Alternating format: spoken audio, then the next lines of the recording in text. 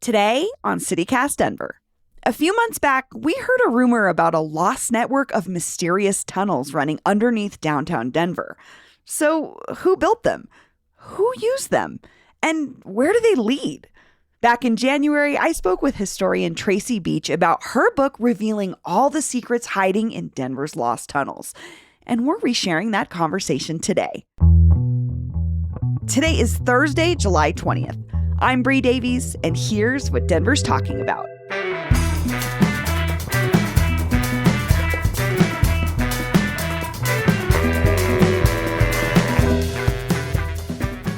Tracy Beach, welcome to CityCast Denver. Hi. So, Tracy, I understand there are tunnels under downtown Denver.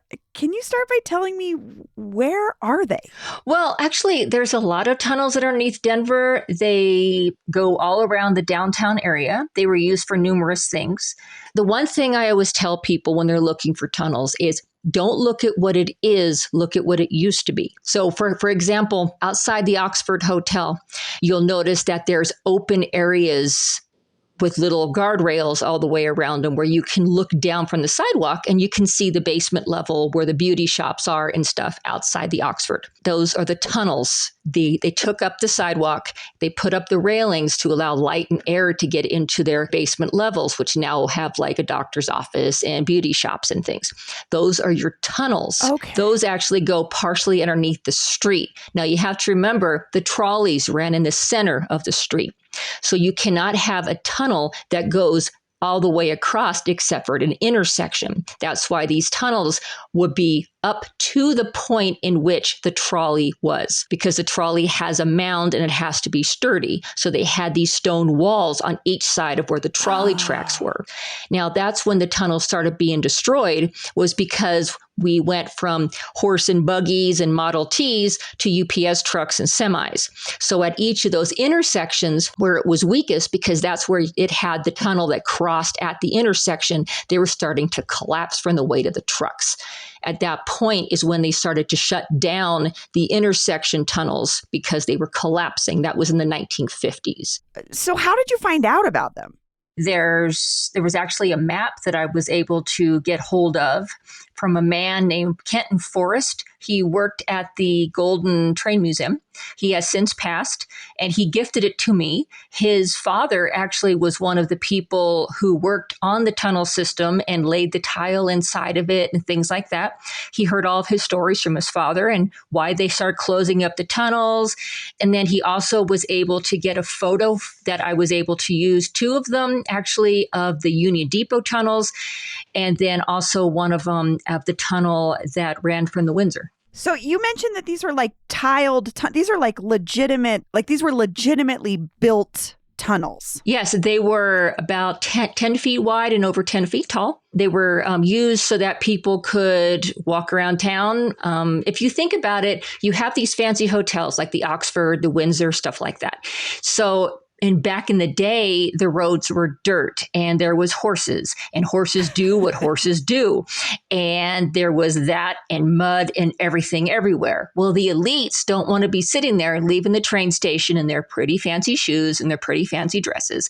So what they would do is with these tunnels is there was horse and buggies underneath the tunnels. There were stables in the tunnel system that were in the basements of different buildings. That's where the horses were stabled, was in the basements of buildings. What? And there's a map in my book that Kenton Forrest gifted me that shows a location of one of those stables. So people would go and they would simply load up into the little carriages and they would put all their luggage in there and they would be taken to their hotels. And there was below ground beauty shops, below ground everything. And they would simply turn the horses around, head back, turn it back around, and just go back and forth. So the elite didn't have to mess with all the mess and the horse yuckies and everything up top. Yeah, you're painting the accurate picture that we often don't have when we look at like Victorian, or like Gilded Age Denver, for instance. Yeah. It's like, horses, as you're saying, make poop, and cities were kind of stinky and dirty. And Yep. And you mentioned there was like beauty shops and other amenities. Yes. So it was like a second city in some senses below the city. Yes. Well, this is really, really common back in the day because you have to understand that everybody wants to be on the main streets. Everybody wants their business to be seen right there. That's why in England is where it started really. And then when they came across the pond, they just brought it with them. So the one thing that they would do is, since everybody wanted to be on the main street, they simply would have the first floor, the second floor, and then they would go and have the basement level would be below ground shops. Then that way they would have stairs that would go down to these below ground shops. And that way people could have more businesses on the main street. Okay. And then some of them where you would take the staircase down from the sidewalk, like you see in New York, staircase down, and then you would just walk all underneath the sidewalks and hit the different stores. Now, those stores were mainly commerce, shoe shops, grocery stores, barber shops, laundry, things like that. And then up on the main streets, you would have the fancy clothes, the fancy shoe shops, things like that. So you mentioned like folks would get off the train and then, ride to, for instance, the Brown Palace. Where else would these tunnels go? Well, you have to understand that it's like there was a time in which there was the big, huge fight where they were burning down the Chinese areas in Denver. You're talking about the racist anti-Chinese riots of 1880, right? Yes. Now, what had happened during those anti-Chinese riots was the Chinese, of course, were supplying a lot of the restaurants. They were doing the cooking. They were the cooks. They were also doing the laundry and the housekeeping. So at the time of the Chinese riots and everything, the Chinese had to go underground. Now, of course, these tunnels already existed. So what they did was the hotels and the restaurants still needed those people to come and do their services, but they didn't want to be seen entering the building. So they moved their shops into the below ground areas. They would have the laundromats and the things like that. And they would just simply push the laundry carts and stuff through the tunnels to each hotel to pick up the laundry. Wow. So Asian folks and maybe other immigrants who are doing this like kind of behind the scenes labor are utilizing these tunnels. Yes. Folks are utilizing them for travel.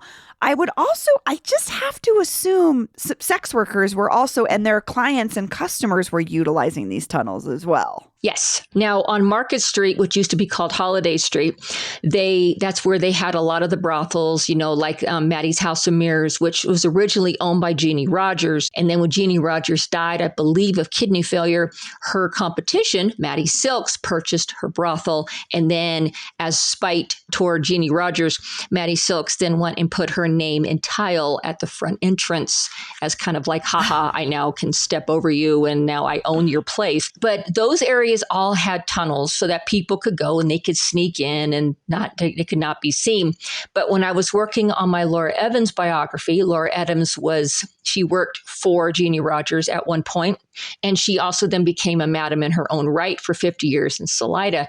She talked about in her diaries about how people were warned not to use the tunnels in regards to the brothels because men would get jumped and stabbed and robbed in those by other men and by some of the women. Whoa.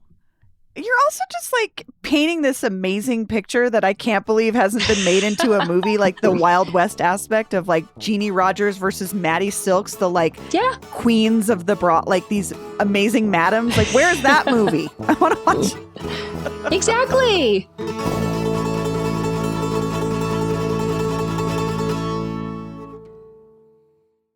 This episode is brought to you by the Colfax Avenue Business Improvement District. Independence Day is almost here. Nope, not the 4th of July. I'm talking about Colfax Ave's Independence Day, happening this weekend, July 21st through the 23rd. This event is free and is all about celebrating the local and independent businesses who make Colfax, Colfax. 30-plus businesses, including bars, restaurants, shops, and everything in between, are offering specials all weekend long. Just mention Independence Day to unlock them.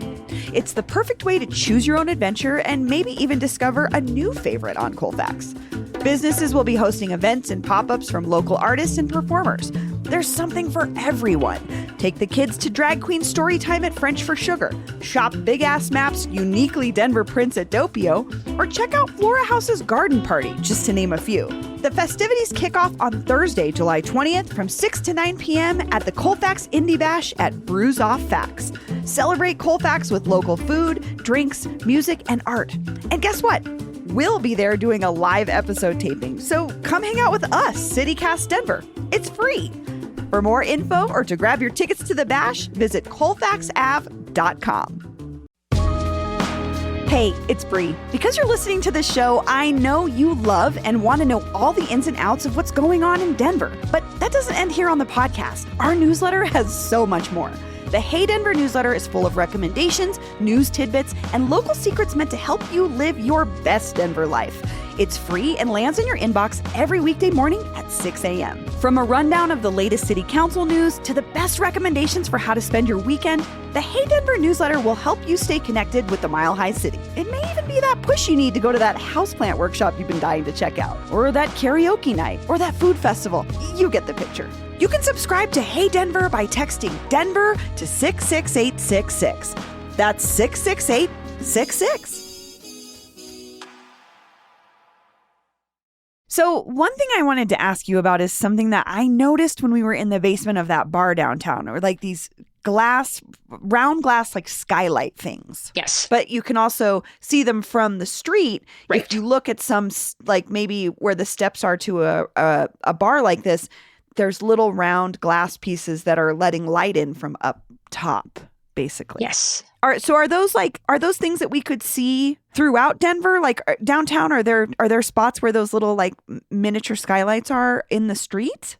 They're very, very few and far between, because what happens is that over time, the entire, it's like a big, huge square with the crystals in it, and it's made out of metal. And over the years, people start stealing the crystals. They start kind of disintegrating and everything from all the snow. Oh. And so a lot of them end up disappearing, but there is a couple of them that do still exist. Now at the former Blake Street Vault, which is now Honor Farms, I've always loved how the original staircase into the bar is made out of the crystals, and how they put a fluorescent light in the basement underneath of it. So the whole thing glows at night. It's so pretty. You know, Denver, in comparison to other cities around the world, is not a very old city, but this has me thinking about this sort of once thriving underground life below Denver.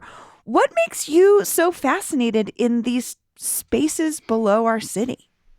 Well, when I was working on my biography about Laura Evans, I got hold of her diaries. Now, I was raised in Salida. She had an entire red light district that she took care of, a whole block with 2 brothels, numerous cribs. They had parties every single night up and down the street, people dancing. It must have been awesome. So I got hold of her diaries, and she had mentioned that there was tunnels underneath the sidewalks in Salida. Well, I had never heard of it, but a lot of the Laura Evans things had gone hush-hush when I was growing up. So I went down to the museum and I was like, hey, where are these tunnels? And they go, oh, it's a rumor. And I said, Laura Evans' diaries said that she helped the bootleggers hide booze in these tunnels during Prohibition. He goes, oh, rumor. So the Chamber of Commerce and the museum share a building. And so when I was talking with the man, I was getting ready to leave, one of the women at the Chamber of Commerce goes, come here. And she slips me a piece of paper. She goes, you need to call me. Be quiet. So I left.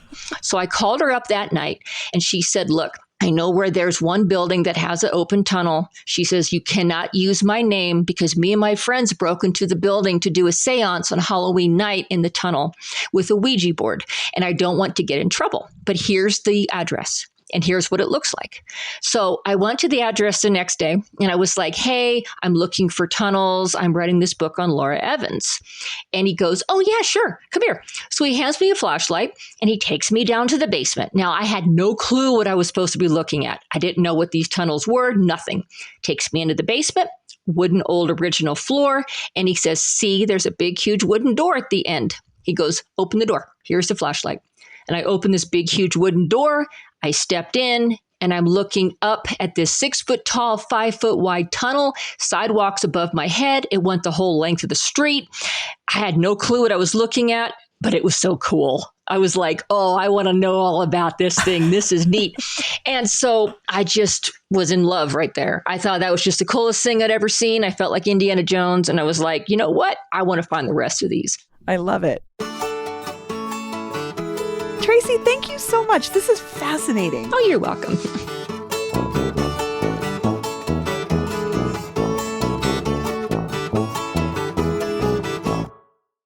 And here's what else Denverites are talking about: gender-affirming surgery. Children's Hospital Colorado announced recently that they have stopped performing chest reconstruction on transgender patients over the age of 18. According to the Denver Post, this comes in the context of a broader trend at children's hospitals across the country to back off of gender-affirming care in the face of threats. A spokesperson for Children's Hospital Colorado clarified that they've never offered these procedures for children under 18. They also explained that the hospital has taken several additional steps to protect the safety of their staff, patients, and families, and they will continue to offer non-surgical gender-affirming care. And in beer news, Casa Bonita will now be offering its own locally made house beer. Named literally Casa Beer, the Denver Post reports that the South Park Dudes and head chef Dana Loca Rodriguez teamed up with local punks Ratio Beer Works to craft a Mexican lager with a hint of lime. Ratio spokesperson Marika Evinger says, quote, "It breaks away from being that sweeter corn-based beer into this really refreshing, crisp lime beer you want to pound on your patio or in Black Bart's cave with a sopapilla." And finally, another voicemail from a listener on Denver's so-called rival, Salt Lake City, Utah. Hi, my name is Christopher. I've been listening for quite a while and first time calling in with a comment. I grew up both in Salt Lake City and in Denver, Colorado. I do believe that Salt Lake is not our rival city, or at least, we're not nemesises. The closest comparison for Salt Lake, I think, is actually Boise. But if we're going to compare oranges to apples, Salt Lake City lacks a ton of charm that Denver has. There's diversity problems throughout most of the western large cities, but Salt Lake City is a pretty bland city. It's extremely clean. It's extremely beautiful. I think they have that cleanliness thing above Denver pretty well. Maybe Mayor Mike Johnson will fix that for us. But ultimately, Salt Lake City is fairly unimaginative and not really culturally interesting. I think the theocracy takes a little bit of a lead in that decision. That is exactly why I left Salt Lake City for Denver. And the only people I know that are leaving Denver for Salt Lake City are of the prominent religion of that city. I do wish for success for Salt Lake City. And I think Denver is, I just think, my favorite city in the West. And I look forward to living here for the rest of my life. Anyway, cheers, guys. Great show. Talk to you later. Bye. What do you think about Salt Lake City? Is it our rival, or do they not really hit the mile-high standard? Call the Salt Lake City hotline and leave us a voicemail with your name and neighborhood. That number is 720-500-5418. And don't sit on your hot take, because we're going to hash this beef out with the CityCast Salt Lake folks soon. That's all for today here on CityCast Denver. If you enjoyed this show, why not take a minute to tell your friends in Salt Lake City about us? Rate the show wherever you get your podcasts and subscribe to our morning newsletter, Hey Denver, by texting Denver to 66866. We'll be back tomorrow morning with more news from around the city. See you later.